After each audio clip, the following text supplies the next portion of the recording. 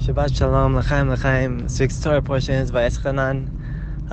It's to do with, again, Moshe is still continuing his farewell address, so to speak. And he's told, you're not going to go into the land of Israel, but you can tell Yeshua and encourage him to go and give him strength and chizuk and whatnot.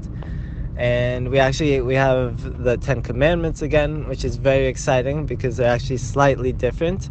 In terms of the first time it said Shamor et Yom HaShabbat, and the second time it says Zachor et Yom HaShabbat. I think that's how it is. I could be switched around. Either way, what I want to focus on is something that I read from the Ishbitzer. It's from the Mei Hashiloach. That's what his book is called.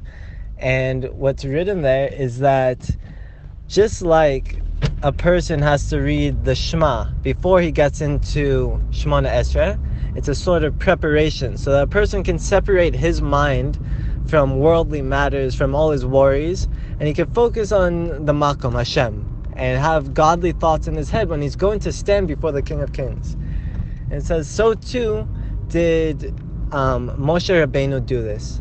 And it took me a little bit, I had to read it through a few times to understand what he is really trying to say here.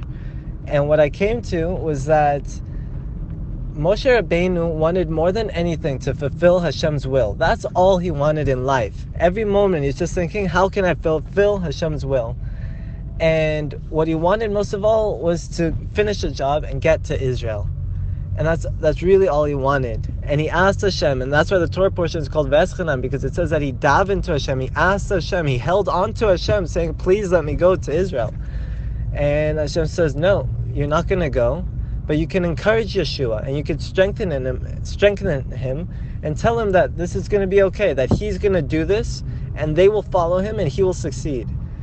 And what the Mei Hashiloach is saying here is that Moshe Rabbeinu had to divulge himself of all his desires and go up to Yeshua with a full and complete heart and say, you can do this, And so basically it's saying that he got rid of his ego, he got rid of himself.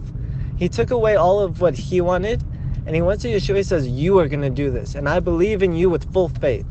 And I think the lesson here for me is sometimes in life you want something, you want it very bad. Maybe you have plans and they don't work out, or maybe you want something and you realize it's going to go to somewhere else.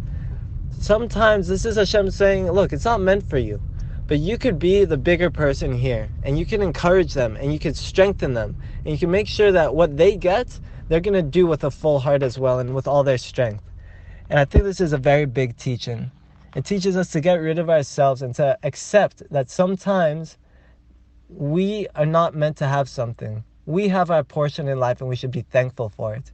Whatever the case is. Sure, you should always try. Moshe Rabbeinu tried to get into Israel. And you should always hold on to it.